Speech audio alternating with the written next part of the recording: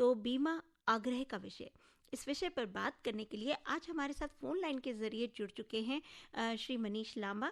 मनीष जी, आपका बहुत बहुत स्वागत है हमारे कार्यक्रम में।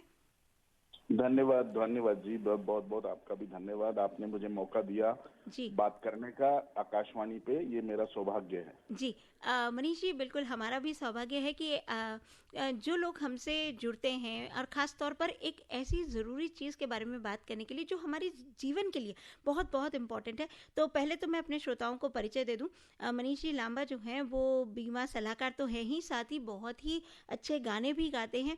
ज़िंदगी में जो एक पॉजिटिविटी है वो गानों के माध्यम से आती है और बीमा के माध्यम से भी आती है। जब हम बीमा करवाते हैं तो कहीं ना कहीं हमारे जीवन में एक सिक्योरिटी का भाव अपने लिए भी और अपने परिवारजनों के लिए भी आ जाता है। तो सबसे पहले तो मनीष जी, मैं और हमारे तमाम श्रोता ये भी जानना चाहेंगे कि पहली बात तो ये बीमा जो शब्द है, इसे आग्रह का विषय कहा जाता है, तो ये बीमा है क्या?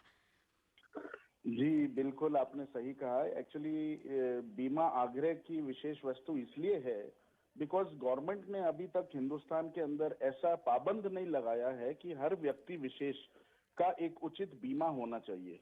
आप खुद देखिए, जब हम कोई भी गाड़ी लेते हैं, भले 2 व्हीलर है या 4 व्हीलर है या कुछ भी है, आरटीओ और इंश्योरेंस शोरूम से पहले ही हो जाता है। जी जब निकलते हैं हम उससे पहले इंक्लूडेड है।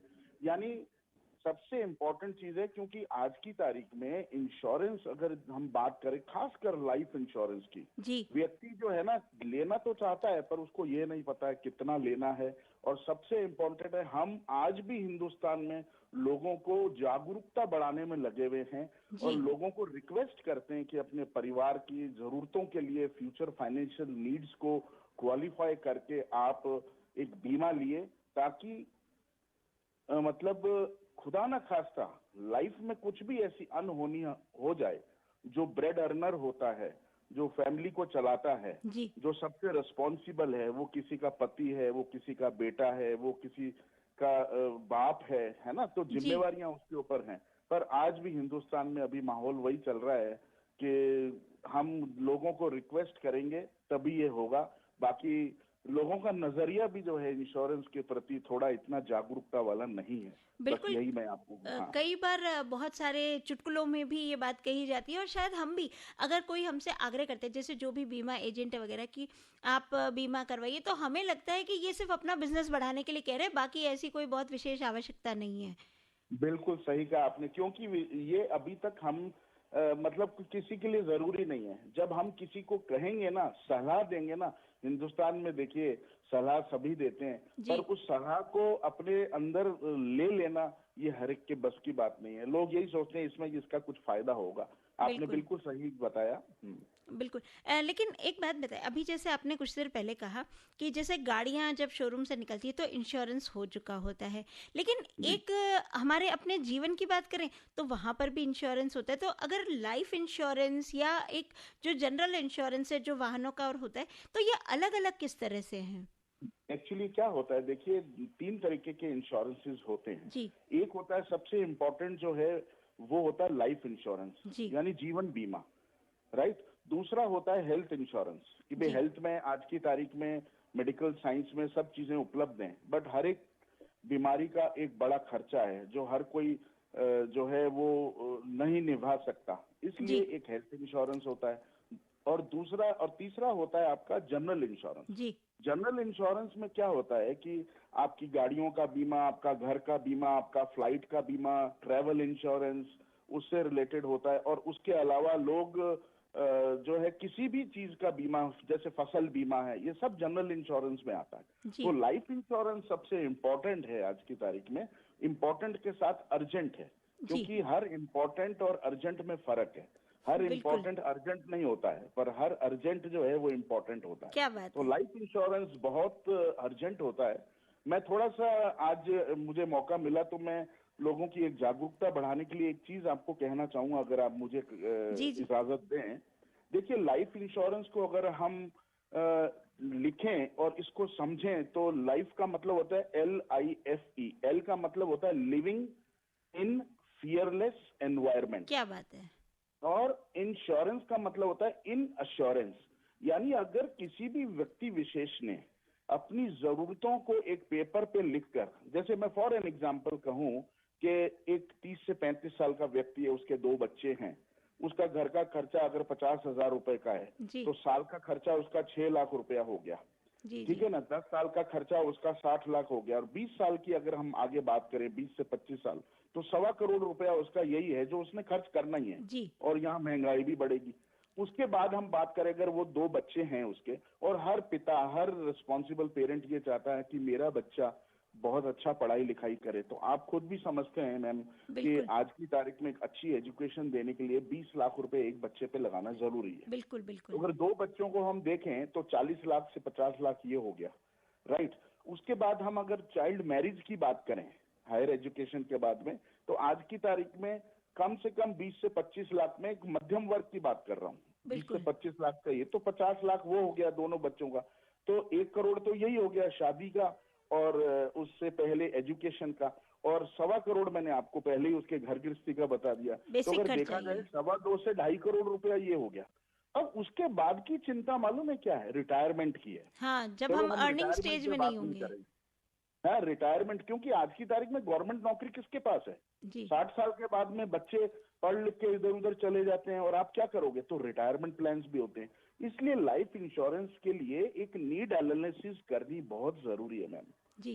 कोई तो व्यक्ति, हम किसी से बात करते हैं ना कि नीड एनालिसिस कीजिए, तो लोग कन्नी काटते हैं, पर हम हम अपने काम पे लगे हुए हैं, लोगों की जागरूकता बढ़ा रहे हैं कि लाइफ इंश्योरेंस क्यों लेना चाहिए, कितना लेना चाहिए, बहुत इंपॉर्टेंट है। बिल्कुल। एक टर्म अभी आपने कुछ देर पहले यूज़ की थी और जो मेरे लिए भी नई है, ये ट्रैवल इंश्योरेंस। जैसे बहुत सारे अलग-अलग तरह के इंश्योरेंस तो सुने हैं, लेकिन ये ट्रैवल इंश्योरेंस, अगर हम कहीं बाहर जा रहे हैं, घूमने जा रहे हैं, तो क्या उसका भी इंश्योरेंस हो सकता है? बिल्कुल मैम, बिल्कुल। वैसे तो देखो, फ्लाइट्स के अंदर जो होता है सब इंश्योर्ड होता है, फिर जी, भी एक ट्रैवल इंश्योरेंस होता है। जैसे कि कुछ लोग अपने बच्चों से मिलने जाते हैं, 3 महीने के लिए जाते हैं, 2 महीने के लिए जाते हैं, ठीक है ना, विजिट वीजा लेके जाते हैं, तो उनके अंदर उनका ट्रैवल इंश्योरेंस हो जाता है कि वहां जाने के बाद में जी, कोई ऐसी दुर्घटना हो जाए, तो सारा क्लेम जो है वो कंपनी देती है। जी, जी। और अच्छा। एक, मैं यहाँ पे एक, हाँ प्लीज आप जी। पूछिए। नहीं, एक टर्म और जैसे आपने कहा कि एक लाइफ इंश्योरेंस है, हेल्थ इंश्योरेंस है, एक जनरल इंश्योरेंस होता है, और एक टर्म इसके साथ कई बार और सुनने में आती है, वही जो टर्म इंश्योरेंस है।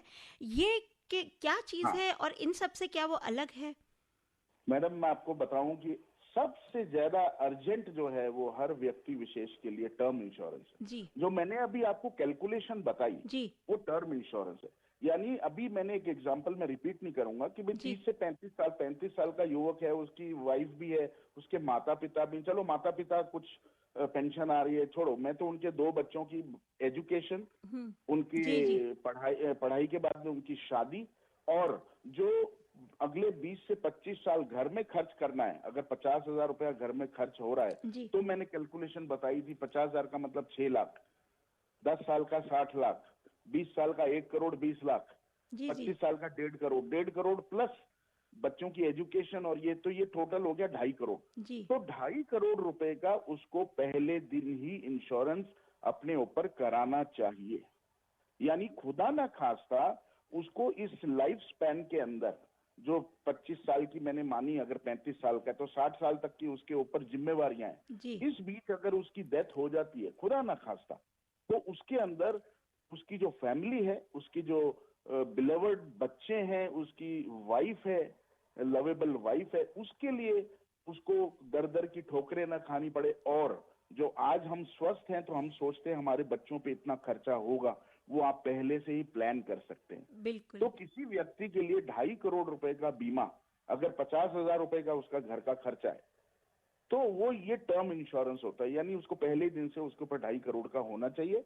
अगर खुदा ना खास्ता कुछ हो गया, तो उसके परिवार को डिप्राइव ऑफ नहीं होना पड़ेगा, और जैसा आज वो चाहता है वैसा वैसा ही चलता रहेगा। तो इसमें बिल्कुल, टर्म इंश्योरेंस में अगर कुछ हो जाता है, तो जो कंपनी है वो उसके नॉमिनी को वो 2-2.5 करोड़ जितने का भी उसने बीमा कराया है वो मिल जाता है उसे। जी।